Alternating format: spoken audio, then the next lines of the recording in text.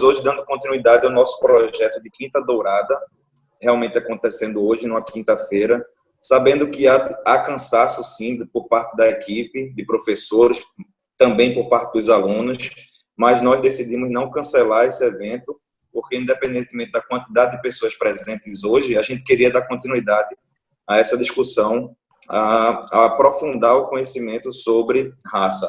E hoje a gente tem, além dos professores Ian Chaves e Tiago Brainer, de História, que participaram do primeiro evento, junto com as duas convidadas, Anitta e Isaá, hoje também teremos a participação das nossas figuras aí maravilhosas, professor André Luiz, de Biologia, e professora Rebeca Lopes, também de Biologia. Estão trazendo mais um aspecto para a gente, para somar a esse conhecimento, para que a gente realmente saia, a partir desses eventos do Dourado, sobre essa temática, saia muito mais sabido, né? E muito mais sensível a essa discussão, para que a gente possa, de fato, fazer parte, né, desse movimento antirracista. Então, vou passar nesse momento a palavra para os professores de História, e em seguida vocês vão... A ideia de hoje seria um bate-papo mesmo, uma conversa um pouco mais mais leve, vamos dizer assim, para que a gente pudesse realmente entender um pouco mais. Na semana retrasada, há 15 dias, a gente sentiu falta de algumas coisas, porque o tempo não foi suficiente para os professores de História, então por isso que a gente deixou programado hoje para a História e também uma visão biológica. Então, sejam todos muito bem-vindos, muito bem-vindas, espero que a gente aproveite ao máximo aí essa conversa de hoje, gente. Quer começar, Tiago? Tem as honras aí? Pode ser, pode ser. Boa tarde, meus queridos. Como é que vocês estão? Rapaz, vocês estão cansados, né, velho? A gente percebe isso aí. Mas respira fundo aí, meu irmão. Respira fundo, que a gente vai seguir. Vê só. Qual a ideia desse encontro aqui? É falar do pensamento racial em duas esferas, basicamente, certo? A esfera biológica e a esfera social, mas a esfera histórica social. A gente sabe que as ciências humanas, elas surgem ali pelo segunda metade do século XIX, enfim, surge a sociologia, a antropologia, a história vai se consolidando como ciência também, e muitos aspectos da ciência natural, que já vinha aí de tempos e tempos, são assimilados pelas ciências humanas, inclusive o conceito de raça, tá? Que começou aí, né, lá pelos idos do século XVII, muita gente já havia tentado classificar a humanidade, Aristóteles já tinha ensaiado classificações sobre as espécies, mas o nosso foco é justamente esse conceito racial do século XIX, porque é ele que vai sustentar diversas ideias de superioridade racial que interferem até hoje na nossa vida. Tá aí na nossa cara e a gente está vendo. Massa. Então, vejam só. Mas, assim, essa ideia de superioridade, ela é muito antiga na história da humanidade, né? O ser humano tem essa coisa aí, essa coisa de ser etnocêntrico, né? Veja, se você pegar a carta de Caminha já diz lá na carta, né? Olha, talvez a melhor coisa que a gente possa fazer aqui seja salvar essa gente mal educada, que não sabe se vestir, de maus modos e tal. O Destino Manifesto também dos americanos, olha, o fardo do homem branco, nós somos a civilização, os homens educados, temos que levar a civilização para o mundo. Os americanos diziam isso no Destino Manifesto, vamos colonizar o Oeste, e aí saíram matando tudo quanto foi índio. Né? Então, assim, a ideia de superioridade, ela é muito antiga, certo? E aí ela assume diversas roupagens ao longo da história. Tá? E uma dessas roupagens é a ideia de raça. Massa. Só que, para a gente entrar no conceito de raça sociológico, histórico, a gente precisa que antes nossos ilustres biólogos, grandes mestres da biologia, eles expliquem para a gente como é que a ciência natural tratou a raça antes mesmo das ciências humanas. Massa.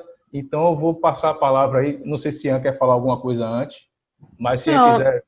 Eu, na verdade, não, eu até gostaria, queria dizer que estou muito feliz da gente poder ter mais esse debate, estender, na verdade, porque a gente já começou a conversar na semana passada, que eu não sei vocês, mas eu fiquei absolutamente encantado com a presença das duas convidadas, tanto a Anitta como o Isaá, né, para vocês verem como nós, na condição de professores, ainda estamos aprendendo todo dia, inclusive com vocês, né?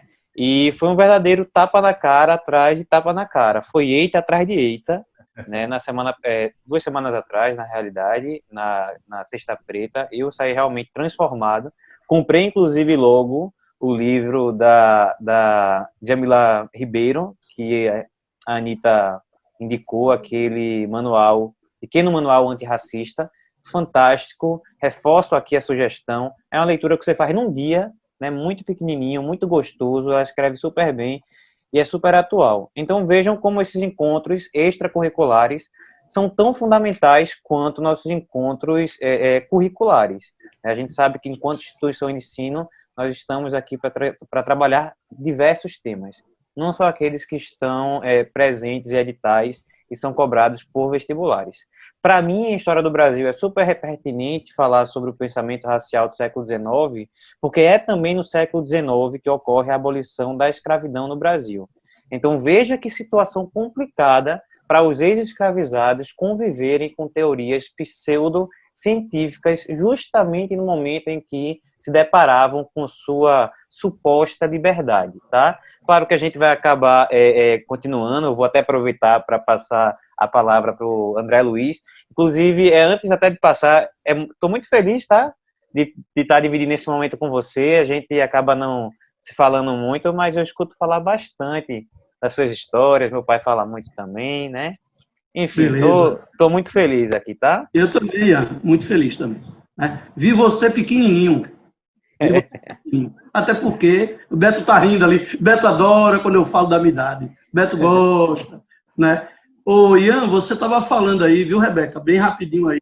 Vontade. Estava falando que houve a libertação dos escravos, só que, a bem da verdade, Tiago, Ian, Beto e todos e todas aqui que estão na sala, a bem da verdade, houve uma libertação grande dos donos dos escravos, né? Porque eles só foram libertados sem a mínima condição de subsistência, não é verdade? Então, aquilo tem uma jogada política, social, mais política muito grande. Infelizmente, né?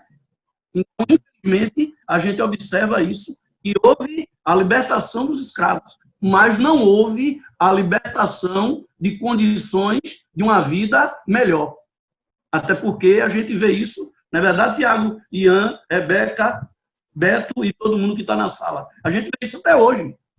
A diferença social vem muito dessa parte aí, desse momento. Vocês concordam comigo? Absolutamente. Sem tirar nem pôr. E aí, Rebeca? E a questão racial aí? O que você tem a dizer aí? Você quer começar a falar alguma coisa? Posso falar, sim. Boa tarde. Boa tarde, André. Boa tarde, gente. Feliz pelo convite, estar aqui participando, tá? E, assim, dizer que, infelizmente, a ciência contribuiu, né, para a construção do racismo. Então, assim, tem relatos na história, né, da ciência que a espécie humana ela foi classificada pela primeira vez em raças no ano de 1684, né? O François Bernier, ele fez essa classificação, certo? E o único critério que ele utilizou foi as características físicas, principalmente a cor da pele, né? O formato da boca e do nariz, certo? Então, ele fez essa classificação e ela perdurou por muito tempo durante a ciência. Inclusive, o próprio Linneu, que é o responsável, né, pela taxonomia, ele também separou a espécie humana em Entrou raças. Na onda. Entrou na onda. Linneu. Né? Ele classificou em 4 raças, não foi isso, André? Isso. E destacou mais 2. Homo sapiens europeu, que era o branco. O indivíduo branco. Que era o forte. E o Homo sapiens afer, que era o negro. E ele falava que era o fraco. A gente nota aí na palavra de Linneu, você puxou, que o juízo da coisa está no caráter de cor de pele, né? De cor de pele. branca é forte e o pele escura é fraco. E quando a gente sabe, e na biologia, e na medicina também, a gente não pode classificar uma pessoa levando apenas em consideração um caráter, uma característica. Não é verdade, Rebeca? Uhum. Até nessa época, Linneu dizia que esse indivíduo de cor preta, ele era preguiçoso, né? Exato. Uma outra característica que levou a classificar. Então, isso aí não tem fundamento científico, né? É o que foi dito também, né, minha gente, com os índios, né? Com os índios, né? Quando fala que os índios eram mal vestidos e preguiçosos. Na verdade, a gente vê muito em livros foto de índio deitado num tipo de rede, né? Todo mundo aqui já viu. Nossos alunos, nossas alunas e nós, professores, Beto também. E é uma conotação que índio é preguiçoso. E isso também se sabe que não é uma coisa verdadeira. Né? Não é uma coisa verdadeira. E aí, Rebeca? Eu queria só contribuir aí nessa participação de vocês, porque... Contribua, meu querido, contribua. Tem um historiador que a gente gosta muito, até porque ele, de certa forma, inaugura uma nova forma de pensar na historiografia, isso na primeira metade do século XX, que é o Mark Bloch, né? E aí eu acredito que o próprio Tiago há de concordar comigo, que Mark Bloch ele já afirmava que a história ela é uma luta de narrativas, né? É uma disputa de narrativas. Então a grande verdade é que por trás de toda a explicação, por trás de toda a narrativa, como essa mesmo, que André acaba de citar, do índio como preguiçoso, né? Do negro como apto ao trabalho, tudo isso acaba servindo de um pano, né? De uma cortina, claro, uma justificativa aparente, mas que por trás a gente sempre percebe que existe uma intencionalidade. Nada é por acaso. Eu acho que o nosso pensamento crítico, e a gente acaba aqui lutando sempre e forçando não, né? Construindo junto a vocês essa capacidade crítica para que a gente possa, então, descortinar essas falsas explicações, tá? Essas pseudo-explicações. Porque a gente sabe que por trás, por exemplo, de uma narrativa que afirmava que o índio ele era inapto, né, para o trabalho, que ele era preguiçoso, né, como o próprio André está colocando, a gente sabe que existiam justificativas e interesses econômicos por trás. Tá? Eu acredito que meus alunos devem saber comigo, e a gente já comentou várias vezes, que o tráfico transatlântico de escravos, ou como chamaria o Alen Castro, um dos grandes historiadores, né, que trata sobre o tráfico moderno, ele chama de tráfico dos viventes, de pessoas vivas, né? Ou seja, vejam só que perverso a coisificação das pessoas tratadas como mercadorias. Mas, enfim, infelizmente a gente acaba tratando dessa forma, porque era uma verdade para a Idade Moderna, em grande parte dela, mas o tráfico de escravos de origem africana era um negócio muito mais lucrativo, muito mais interessante para os cofres da coroa portuguesa, para os comerciantes portugueses. Então, por trás dessa justificativa que está trazendo aí o André, e que Rebeca também confirma, né, reforça, existem interesses econômicos. E é interessante pensar também que não só justificativas científicas acabam incidindo sobre essa perspectiva, né, ou seja, essa visão de indivíduos inferiores aos demais. Eu sempre gosto de falar também que a própria religião, e aí só um parênteses, tá, pessoal? Cuidado, tá? Quando eu falo o que eu vou falar agora, não achem que eu estou falando mal da religião pela religião, não. Porque aí acaba entrando naquele estereótipo, tá? Acaba entrando naquele estereótipo do professor de história comunista, ateu, que não é a questão. Tá? Cuidado, eu me sinto forçado a reforçar isso. Mas, infelizmente, né, pessoas que representam instituições são pessoas, são humanos, né? Então podem falhar. Tá? Podem falhar, como falharam em serviço da igreja ou de outras instituições religiosas. A gente vai ver isso ao longo da história.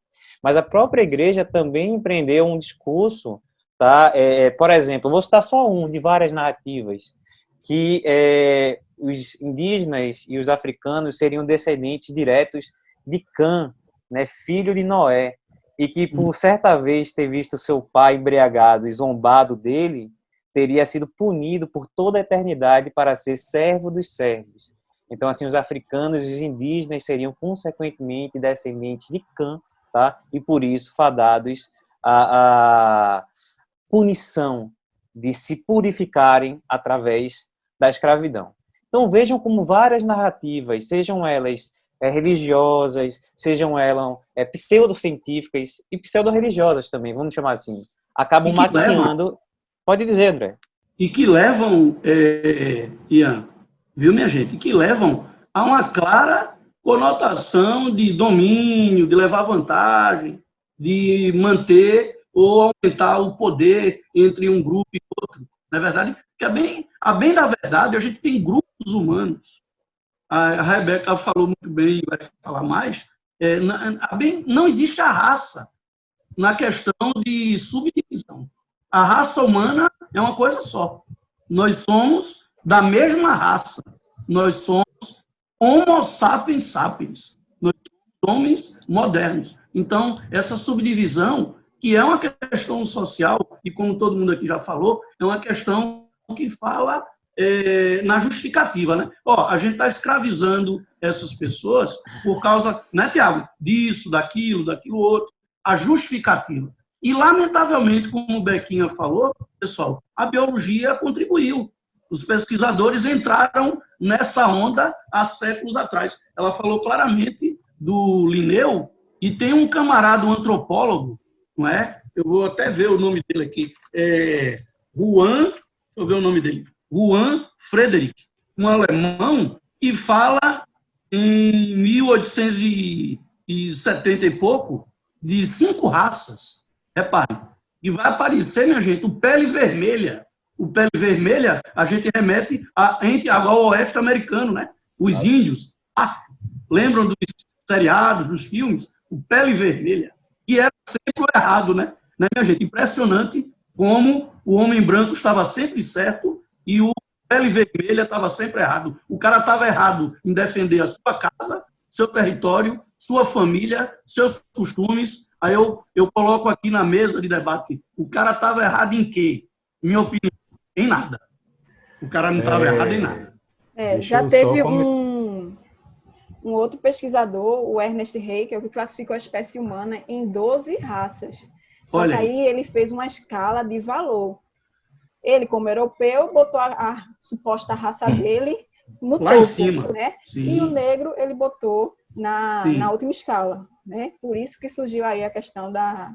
Eu acho que foi até ele que o pessoal se utilizou para criar se eu posso falar assim, né? Criou a eugenia, que os meninos aí de história vão falar com mais propriedade, né? Então ele fez uma escala de valor, classificando os indivíduos. E, é claro, botou o indivíduo negro lá na última escala. Só um comentário. Ian falou muito bem essa questão da religião, e que realmente a gente é crucificado quando a gente fala disso, mas a gente não está falando da religião, a gente está falando das pessoas. Sim. A gente não pode nem coisificar as pessoas, nem humanizar as coisas. Né? A gente termina também humanizando coisas. Tipo, o capitalismo é isso, o socialismo é isso. Capitalismo e socialismo são ideias. Quem bota em prática são as pessoas, né? Se faz errado, pode ser bom ou ruim, depende do que a gente quer fazer. E uma coisa interessante é que lá em 1890, mais ou menos, o Papa Leão XIII lançou a Rerum Novarum. Tá? Ele dizia o seguinte na Rerum Novarum: olha, por quê? Porque era um contexto de intensa desigualdade social devido à Revolução Industrial. Aí o Papa faz o quê? E diz lá na Rerum Novarum que a desigualdade é natural. Vixe, coisa engraçada. Não, a desigualdade não é natural, ela é imposta. A diferença é natural, nós somos diferentes. Isso. Agora, ser desiguais é outra história. Tá? E o que eu queria dizer é que a gente fica falando assim, de repente os homens resolveram classificar as espécies. Uma coisa muito engraçada que a gente precisa entender é que as ideias, elas são fruto da realidade. Então, vê só, a galera não de repente, eu acordei e estou a fim de classificar as espécies aqui. Não, o cara está observando que a humanidade é diferente, que as pessoas são diferentes, que a constituição histórica é diferente, que os povos são diferentes, que os costumes são diferentes, tudo é diferente do ser humano. Então é óbvio que os grandes pensadores da realidade, olhando isso, essa galera começou a classificar. Vamos classificar isso aqui. Só que tem um grande problema em classificar. Quando você classifica, você tem que determinar quem é quem. Você começa a colocar valor, juízos de valor. Então, por isso que essa ideia de classificar as espécies, como o Rebeca e André estão falando aí, ela começa com uma forma que é tão humana, etnocêntrica, egoísta, maldosa, de querer tirar vantagem, de querer E estar por cima tendenciosa, disso. né, Tiago? E tendenciosa. Infelizmente, Tendenciosa. Isso. Sem Perfeito. cunho científico, né? Exato. Pelo E outra contrário, coisa, né? outra coisa que eu queria comentar rapidinho, Pode falar. é que tinha eu queria falar, isso eu esqueci, mas no século XVI tinha uma bela discussão, uma belíssima discussão, que era se o índio era homem ou não, se o índio era ou não ser humano. Vixe, que coisa maluca, velho. Caramba. Debatiam isso para dizer se ele podia ser escravizado ou não. Veja que Para coisa. você ver que o uso de drogas é uma coisa antiga. Drogas é uma coisa antiga. Mas do mesmo jeito, Thiago.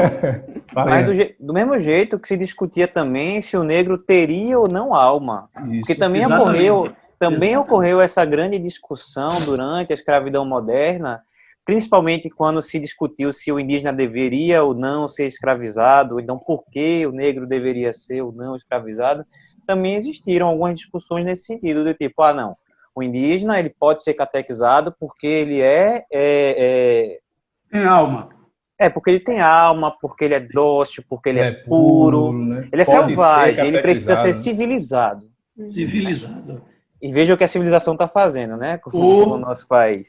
Mas, para além disso, o escravo, então, não teria, né, o negro, no caso, não teria alma, e por isso, sim, seria possível escravizá-lo. Isso é só uma das narrativas, tá, pessoal? Se a gente for cavucando, terão várias e várias e várias discussões extremamente vazias e bizarras e absurdas para os nossos olhos, ou pelo menos deveria ser, né? Absurdo para nossos olhos, mas lembrem que cada tempo tem o seu próprio espírito, né? O espírito do tempo. Então, são perspectivas, são narrativas, são discussões que para a gente podem e devem soar bizarras, mas para que um civilizado, né, do século XVI, XVII, XVIII, era uma discussão absolutamente comum, corriqueira, normal.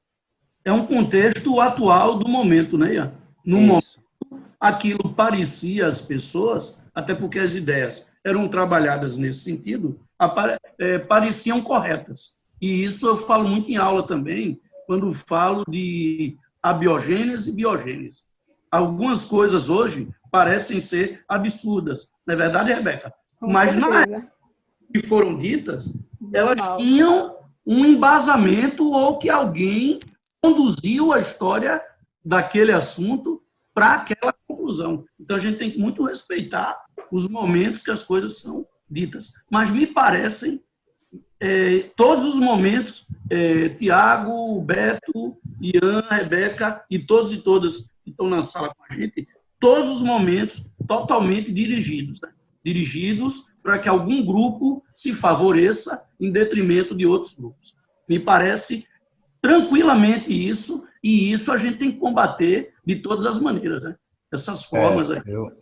Eu gosto de pensar que cada época produz a sua noção de igualdade, a sua noção de liberdade. Então, para a gente, escravidão é muito estranho. Por quê? Porque a gente vive numa era de igualdade, a gente vive na era dos direitos, numa era pós-iluminista. Para a gente é muito, muito, muito lógico que haja igualdade. Para aquela galera antes do iluminismo, pré-iluminista, eu não vou dizer que está certo, tá? Agora, a gente tem que ter muito cuidado a julgar outras épocas, porque, pensa, daqui a 1000 anos, se a gente estiver na Terra ainda, a galera pode olhar para a gente aqui agora, em 2020, e dizer, olha só que primitivos, cara, democracia. A gente vai estar aí. Tomara que digam. Tomara, porque isso é a evolução, que bom, espero que a gente evolua mesmo. Né? E é isso que a gente agora tem que tomar cuidado, né? A gente vai desaparecer um pouquinho mais na frente. Isso é no julgamento de épocas passadas. Né? A gente está cuidando bem disso, né? Para desaparecer. Né? A gente está fazendo o dever de casa perfeito. Pé no acelerador, né? Desequilíbrio atrás de desequilíbrio. Covid que o diga, chuva de gafanhoto que o diga, vem mais por aí, viu? É bronca, desequilíbrio total. Desequilíbrio total. E Bequinha? Verdade. Se fala tanto aí da questão do negro, né, que quando você vai olhar a nossa origem, vem da onde a espécie Homo sapiens sapiens? Da África. Isso. Né? E é uma espécie bem recente, tem cerca de 150 mil anos, e foi de lá que essa espécie foi se difundindo, né, pelos continentes, e já tem estudos que mostram que é pouco tempo, 150 mil anos, para que essa espécie criasse tantas diferenças para que a gente pudesse separar em raças, tá? Então, sob o ponto de vista evolutivo, não existe raça, até mesmo sob o ponto de vista genético, né? Quando a gente vai fazer a comparação do DNA, não tem por que classificar a espécie humana em raças, muito menos utilizando a cor da pele. Então, se você considerar que o nosso genoma tem mais de 20 mil genes, e é esse genoma que determina nossas características, apenas 4, 6 genes é que determinam a cor da pele. Tá? Então, é um número bem pequenininho para você fazer uma comparação. Sem falar que a cor da pele ela pode sofrer alteração de acordo com o ambiente externo, né? A radiação solar. Então, não é um critério para ser utilizado para classificar a espécie humana em raças, certo? Massa. Veja que massa, né? A ciência vindo para intervir, porque eu acho que o massa da humanidade ou da história é isso, né? Porque sempre há uma oportunidade de redenção. Porque se por um lado a ciência ela já foi utilizada, ou a pseudociência, vamos dizer assim, porque é melhor, na época tido como ciência mesmo, muito corroborou, né? Muito colaborou para discursos políticos, eugenistas, totalitários, racistas, né, antissemitas. Hoje ela também pode intervir e construir discursos que negam isso, que desconstruam essas visões ultrapassadas. Tá? Agora levou um tempinho, né, para desconstruir. Pois é. Porque foi em 1680 que começou a classificar a espécie humana em raças, né, como critério de cor, e só em 1970 que teve o primeiro estudo genético para destruir isso aí, né? Mas então, aí demorou um tempão. Eu vou primeiro dar uma de leigo, dar uma de aluno aqui, e aí perguntar para vocês. Mas é porque, veja, eu acho que seria até normal, em um período com pouco desenvolvimento técnico, talvez critérios aparentes, né, fossem utilizados para taxar ou para, enfim, sistematizar, organizar, separar, né, esses tipos nos estudos científicos mesmo. Então, eu não condeno. Eu acho que o problema maior é quando essa utilização ou essa, enfim, referência é utilizada para hierarquizar. A bronca é essa. Isso. E aí eu acho interessante essa intervenção da ciência, porque, querendo ou não, né, século XIX e século XX é que essas narrativas se tornaram mais evidentes ou mais fortes, não que não se hierarquizasse antes, mas enquanto ciência, século XIX e século XX, isso foi muito forte. Então é muito interessante que logo depois disso, pós-holocausto, pós-escravidão, né, é muito interessante que a ciência ela possa vir, intervir, enfim, se retratar, né, porque no final das contas tem se retratado. Não só a ciência, né, a própria religião também, a própria igreja, ela de maneira recorrente, ela vem se manifestando com questões do passado, seja com personalidades da ciência até, o próprio Galileu, né, Galileu Galilei, em 1999, eu acho, a Igreja Católica se retratou em relação a ele, por causa da questão do heliocentrismo, mas também pediu desculpas, já se retratou com a questão dessa comunidade específica, né, a negra. Então, é sempre interessante, eu acho muito bonito essa possibilidade na história que sempre há de se retratar, né? Minha gente, o que Rebeca falou de cor de pele, melanina, realmente nós seres humanos somos semelhantes, que todo mundo entenda. E o semelhante não é igual. Porém, não ser igual não quer dizer que alguém tenha domínio sobre alguém, não é? Ok? A melanina é uma proteína, não é? Uma proteína que tem fim estrutural. A melanina está presente nos olhos, está presente no cabelo da gente, como também, na verdade, está presente na pele. E a gente sabe hoje, pessoal, que a melanina ela é a mesma em quantidade em negros e brancos. Então, todos os seres humanos têm a mesma quantidade de melanina. Ô, André, e qual seria a diferença para dar o tom de pele diferente? A distribuição da melanina. Então, a distribuição é geneticamente controlada. Então, pessoas mais escuras têm uma melanina mais concentrada perto dos melanócitos, que são as células da pele que produzem a melanina. Pessoas mais claras têm a melanina mais espalhadas pelo citoplasma. Inclusive, isso é muito importante para a gente compreender a questão da incidência de câncer de pele. Não é verdade? A gente sabe que pessoas mais claras são mais incidentes ao câncer de pele, que é o primeiro e é o vilão de tudo, porque quase todo mundo que tem câncer em outros órgãos do corpo já teve na pele. E às vezes nem sabe que teve câncer de pele. Então, o câncer de pele, ele é o vilão inicial de todos os outros tipos de câncer.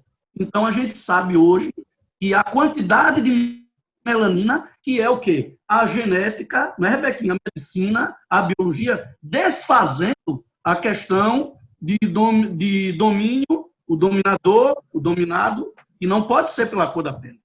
Até porque, pela cor da pele, a gente vai falar um pouquinho daqui a pouco, que a pele mais escura, como a Rebeca bem falou, é o início de tudo, está mais adaptada ao planeta. Vê que coisa interessante.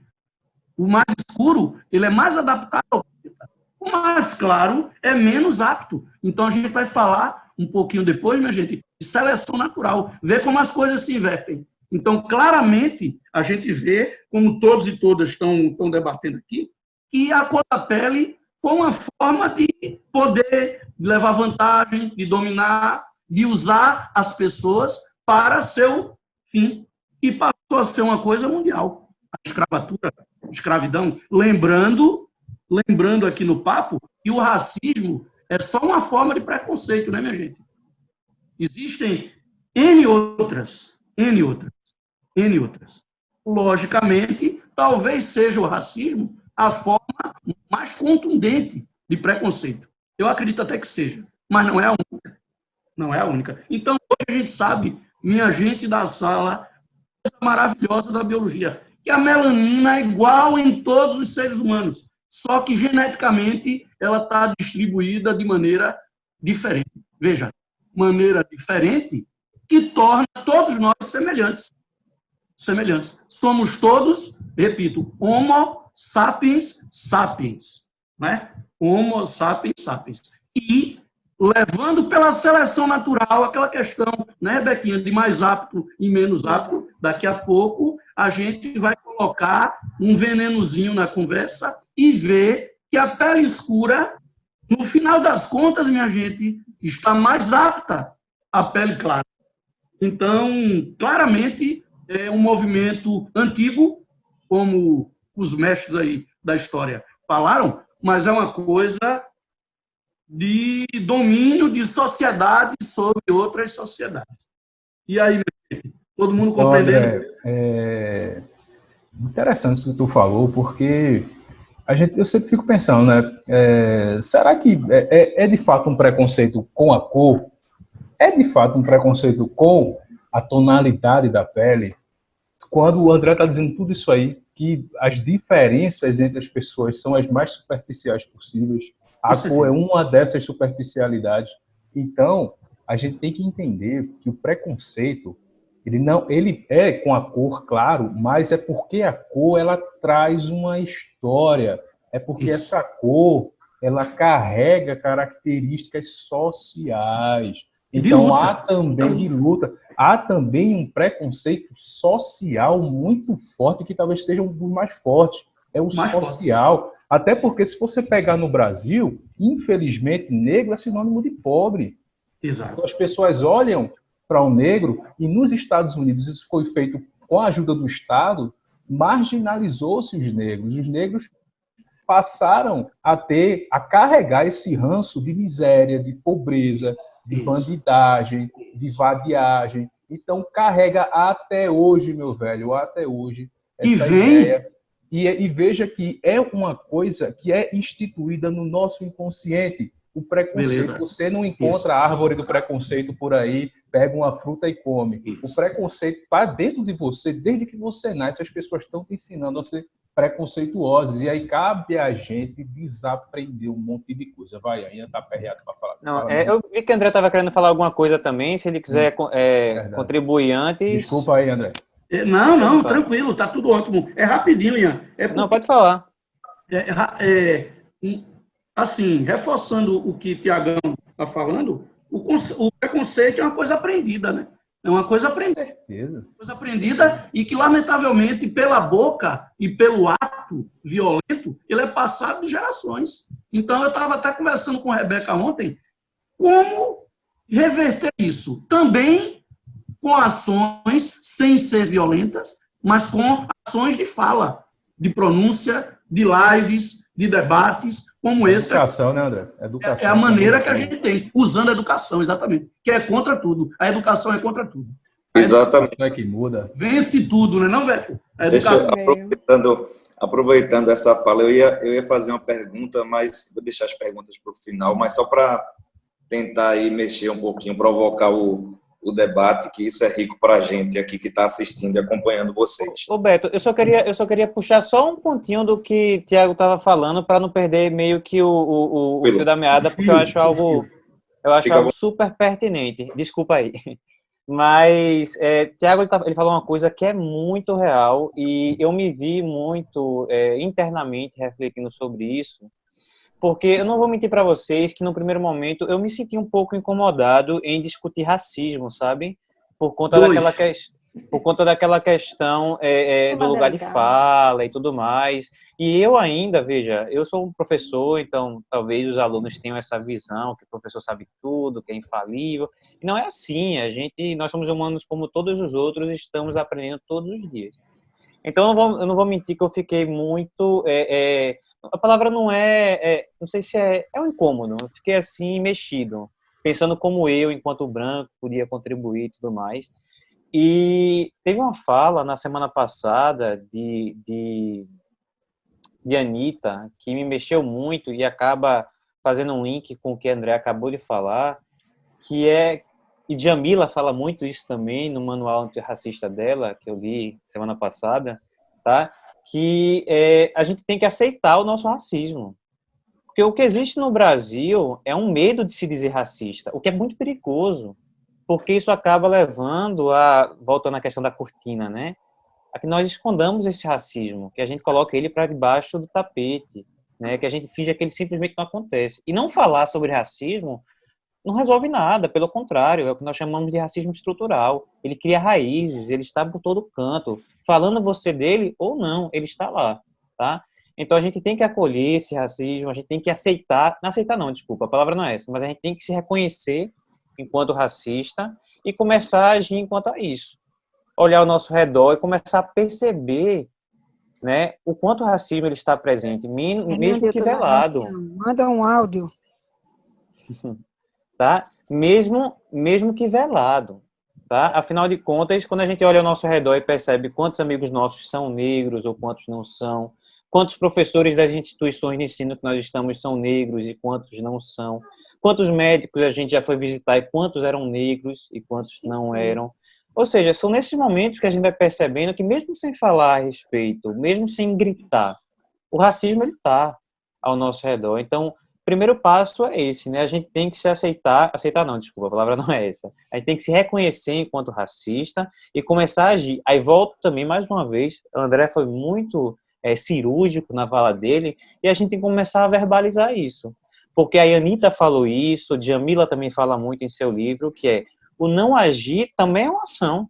O não fazer nada também é uma postura. Tá? Então, quantas vezes você repreende um amigo seu quando ele faz uma piada racista? Que a gente chama, inclusive, de racismo recreativo, né? Quantas vezes você fala algo, você repreende, tá? É só quando a gente começar a aceitar, parar de falar, eu racista, eu não, tá? E aceitar que todos são. Não tem como não ser racista quando nossa sociedade é essencialmente racista. Todos seremos. Tá? Sobre o racismo, Os professores estão debatendo sobre o racismo. Aí manda os pais assistirem e os alunos. Oi, Sandra. Doce? Sandra Menelau tá com seu áudio aberto aí, Sandra. O áudio do microfone da professora então, Sandra. Pode continuar, querido.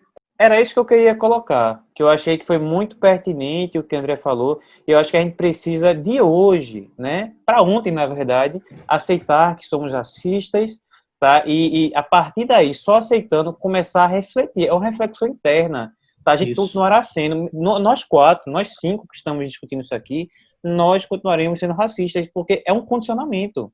Quando a gente é condicionado desde pequeno, né, quando piadas são feitas, quando comentários maldosos são feitos como naturais, a gente vai internalizando isso aí. Então, a gente até pode puxar esse papo depois para o caso do Brasil, porque se criou um estigma, um mito de democracia racial, né, que a mistura das raças se aconteceu de maneira muito romântica, muito pacífica. A Anitta falou um pouco sobre isso no nosso último encontro, mas que isso é uma falácia, isso é uma mentira. Os números, as estatísticas, a história da resistência negra está aí para provar que isso é uma mentira. Tá? Então a gente tem que perder a nossa vergonha, tem que enfiar o dedo na ferida, tem que tirar o elefante branco da sala, até pertinente, tá? E começar a perceber esse outro lado, esse olhar para dentro, e não apontar para o outro. E aí, até a Anitta mesmo colocou isso no nosso último encontro, que eu acho que em 1995 teve uma pesquisa da Datafolha que dizia exatamente que, né, de todos os entrevistados, né, nessa pesquisa, 89 não se julgavam racistas, mas 90% das pessoas diziam que conheciam um racista. Essa conta não casa. Ela mesmo está dentro da pesquisa. Não casa. Complicado. Sim, mas diga aí, Beto, desculpa. É porque eu queria intervir só para completar essa linha de pensamento.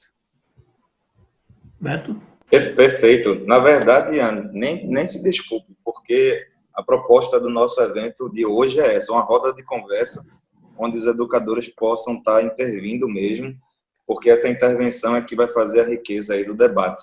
Era o que eu ia comentar, exatamente o ponto sobre vamos dizer, a luta antirracista e a resistência negra ter maior força. Hoje a gente percebe que há novamente uma crescente com relação ao movimento negro, aqui no Brasil também. E falando um pouco da educação, né? O que é que nós hoje estamos fazendo aqui? Enquanto escola, o Colégio Dourado hoje está abrindo um espaço para que a gente novamente venha conversar um pouco sobre o que é raça, né? Porque houve essa conceituação, né? E aí a gente está entendendo melhor hoje a partir do estudo aí da biologia, André colocando muito bem, Rebeca, trazendo as questões genéticas, esses aspectos. Mas o que eu queria trazer para vocês aí, até para provocar um pouco mais de discussão e debate, é que exatamente a possibilidade da gente falar mais, né? Então, hoje a gente tem uma informação que chega muito mais rápido, né? Com o advento da tecnologia, cada vez mais esse avanço. E essa informação que chega através hoje da internet de uma forma muito mais rápida e as pessoas conseguem hoje se conectar melhor. Então, a educação, eu acho que é o ponto principal para que esse debate sobre... Hoje, a gente está falando exatamente sobre racismo.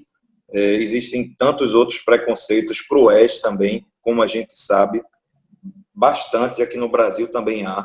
Mas hoje, especialmente, estamos tratando sobre o racismo. Então, nada, eu acredito que seja mais forte do que falar a partir de dentro da educação. Então, a educação é o ponto base para que a gente traga essa discussão. Então, a gente como branco, como preto, como um povo distinto em termos de tom de pele, a gente precisa conversar cada vez mais. Lógico que para nós aqui no Brasil e no mundo, o tom de pele ainda é um privilégio, né? Eu falo aí entre aspas, né? Ainda existe muito fortemente, né? O Brasil é um país extremamente racista.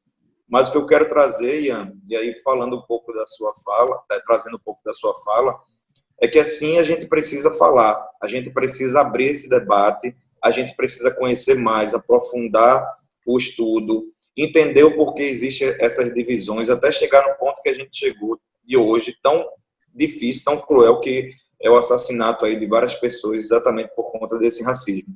Eu acho que a educação é o caminho. Eu colocava no encontro da gente há 2 semanas que a escola está disposta a dar continuidade a essa discussão, a trazer para a discussão outros aspectos, outros pontos de vista, como hoje a gente está vendo também um aspecto da biologia.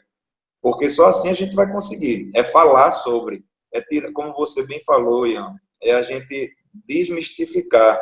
E outra coisa, parar de delicadezas, né? De milindres para falar sobre isso. A gente precisa abrir mesmo o coração e dizer, realmente, não dá para continuar como está. Se a gente, por exemplo, como vocês falaram, se a gente olhar para dentro de uma sala de aula hoje, ou para a equipe de professores e perceber que existem poucos negros, pouquíssimos, né? 10%, menos até.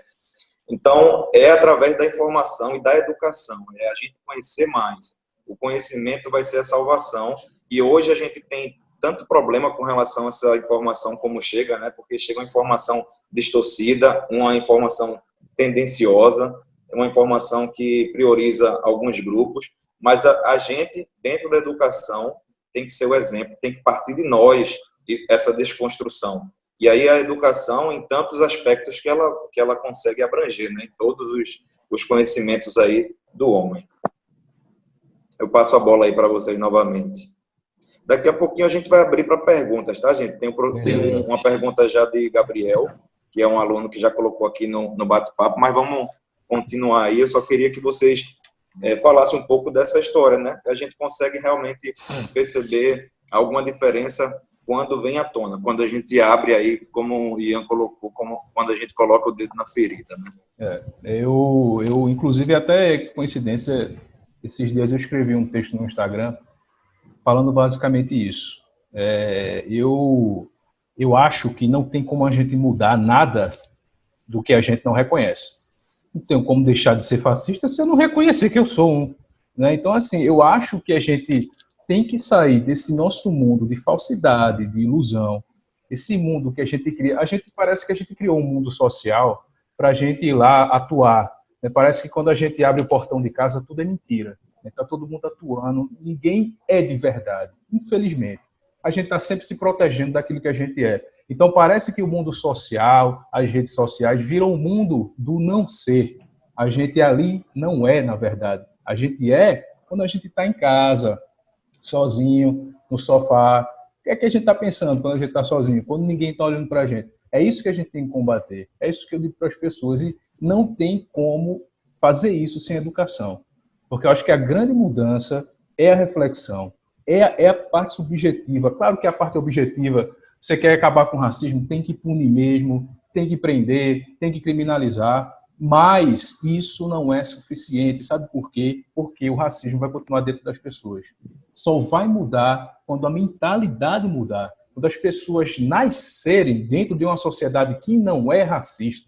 E para isso, só a educação pode nos salvar. E é por isso que eu estou aqui. Vai lá. Vamos. Eu acho que o pessoal está muito pertinente aí. Não adianta, como o Tiagão falou, só prender, só bater em cima. Tem que educar. E educação é uma coisa que leva tempo. Não é verdade?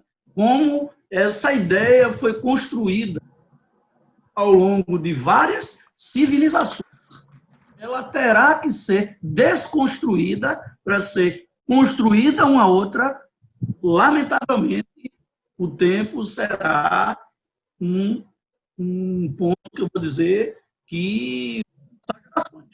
Mas eu acredito, Ian foi muito feliz, eu acredito que a gente tem que realmente se reconhecer dentro daquela história, daquele momento, para ter a oportunidade de mudar.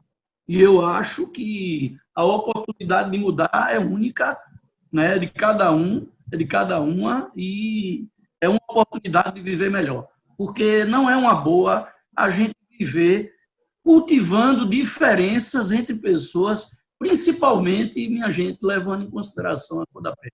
Isso é uma coisa que beira o absurdo, mas que é uma realidade do mundo. Uma realidade do mundo. Eu acho que está muito pertinente, de fato, o que vocês estão falando, tanto o André quanto o Tiago, que deram falas agora. Eu concordo demais, porque a gente só consegue realmente mudar a realidade em nossa volta se a gente traz algumas questões à tona e se a gente reconhece algumas particularidades dessa nossa história, né? E aí eu vou acabar puxando um pouquinho aqui vou puxar para minha sardinha, tá? Puxar para a história do Brasil. E é muito importante que a gente, sim, enfie o dedo na ferida, como eu disse, tire o elefante branco da sala, porque só assim a gente começa a descortinar algumas questões que, na verdade, refletem no nosso dia a dia, tá? Na nossa atualidade. Porque o discurso da meritocracia do Brasil, tá? É uma falácia, infelizmente. Tá? É uma falácia. Me perdoe, eu respeito a opinião de todo mundo que tem aqui, mas para nós, historiadores, de maneira geral, meritocracia no Brasil ainda não existe. Será muito lindo no dia que isso ocorrer de fato. Mas por que eu digo isso, meus amores? A gente sabe, eu acho que foi André, ou foi Tiago que falou, que a pobreza no Brasil tem cor. Né? A pobreza no Brasil tem cor. E isso não é um mero acaso, né? Isso não se deu por sorte ou por azar de ninguém. Há uma história, há uma trajetória, há um caminho que nos levou até onde nós estamos. E é por isso que nós, e aí eu mando um salve aí para Tiago, é isso que significa, né, o nosso dia a dia enquanto historiadores, enquanto cientistas humanos. O historiador está aqui para lembrar o que a sociedade ela quer esquecer, e a gente não vai deixar. Isso. E a gente não vai deixar. Ah, mas vocês são muito chatos, vocês não viram a página. Chato mesmo. É isso mesmo, nós somos chatos. Sabe por quê?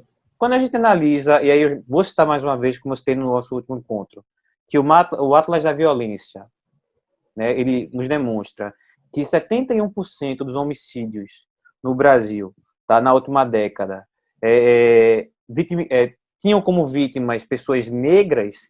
Minha gente, o racismo não é uma questão de opinião, é uma questão de estatística no Brasil. Então, se o racismo reflete na realidade, a gente tem que expor isso, a gente tem que falar, a gente tem que discutir. E aí, pensem só, né? Eu queria puxar um pouco para a história da escravidão no Brasil e talvez até retomando um pouco sobre a eugenia, se meus colegas toparem me seguir nessa discussão. Mas imaginem só, né? O Brasil ele foi escravista, ele vivenciou a escravidão moderna, que é até bom a gente fazer esse destaque, né? A gente tem que diferenciar a escravidão moderna em relação a outras modalidades de escravidão. No caso do Brasil, a gente percebe uma escravidão baseada na cor de pele, é uma escravidão étnica, né? O indivíduo que é escravo, ele é escravo porque era índio, ou porque era africano, porque era negro, tá? E entre os séculos XVI e o século XIX, veja quanto tempo durou a escravidão no Brasil. O Brasil, inclusive, é uma vergonha nesse sentido. É o último país da América a abolir a escravidão mercantil. É uma vergonha, tá? Inclusive, nos anos finais já estava começando a ficar complicado, porque o mundo todo abolindo a escravidão e o Brasil ainda sustentando essa bandeira. Mas, enfim, é algo que a gente pode conversar depois. Tá? Então, durante muito tempo, a escravidão foi uma realidade no Brasil.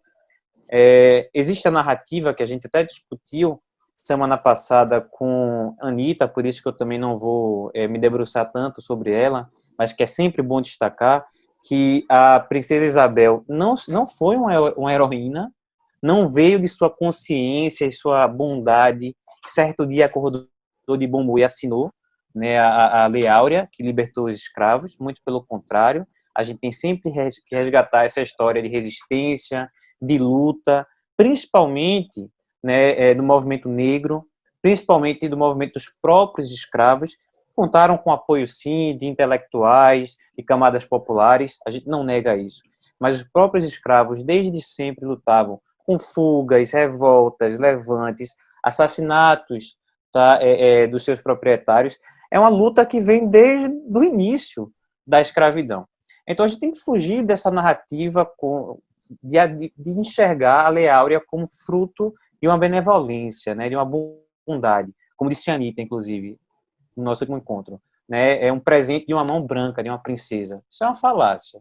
Isso é uma mentira. A gente sabe que a escravidão no Brasil muito mais acabou por questões de pressão internacional. A Inglaterra, que exercia uma grande influência econômica sobre o Brasil, tinha muito a lucrar com a liberdade, com a mão de obra assalariada, né? Isso potencializaria as vendas dos seus produtos no mercado brasileiro, e também por conta de uma pressão interna, né, da campanha abolicionista, que a gente sabe que no Brasil ganhou muita força,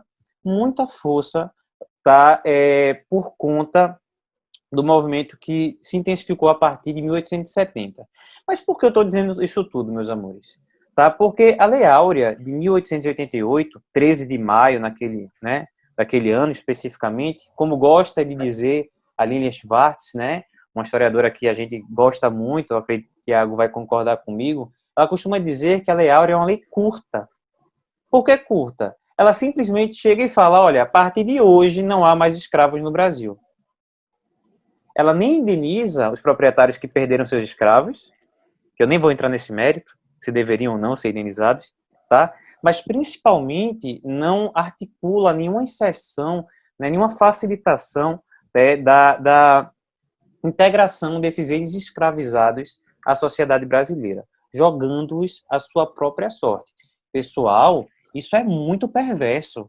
Porque imagina só, se hoje a gente se encontra num cenário onde a escravidão é forte, ela é muito presente na nossa sociedade, imagina numa realidade onde até o ano passado, até momentos antes, os negros eram praticamente sinônimos de escravos. Como é que esse pessoal vai se inserir, né, nessa nova sociedade, agora libertos? Então, a história de marginalidade, de pobreza, de miséria, de fome, e case isso com o fato que no século XIX, né, os pensamentos eugenistas começaram a bombar na Europa. Eu acredito que vocês já acabaram comentando, o Thiago até também já falou um pouco, mas quiserem até completar, né, sobre essas visões eugênicas, sobre essas teorias científicas, né, pseudo-científicas, na verdade, sobre a superioridade racial, sintam-se à vontade, mas imaginem como isso não acabou impactando, tá, na vida desses recém-libertos.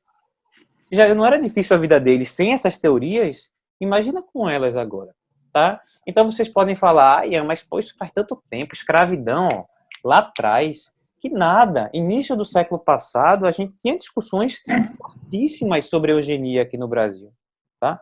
Fortíssimas, inclusive políticas do Estado que tentavam embranquecer, né, a sociedade brasileira. Isso não faz nenhum século, pessoal.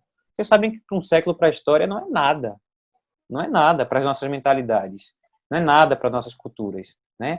Há muito, vocês sabem, né? O Fernando Brodel, que é um cara que eu gosto muito na historiografia, ele fala, existem transformações de longa duração na história. Então a gente ainda convive, a gente ainda tem os resquícios, muito vivos ainda, na verdade, dessas mentalidades.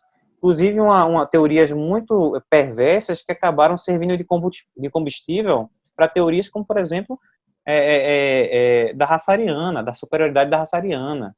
Todos vocês já devem ter escutado alguma vez na vida sobre, né, a história terrível do Holocausto, né, que foi empreendido, foi aplicado, foi exercido pela política nazista de Hitler. Então vejam como é uma coisa muito próxima da gente, tá?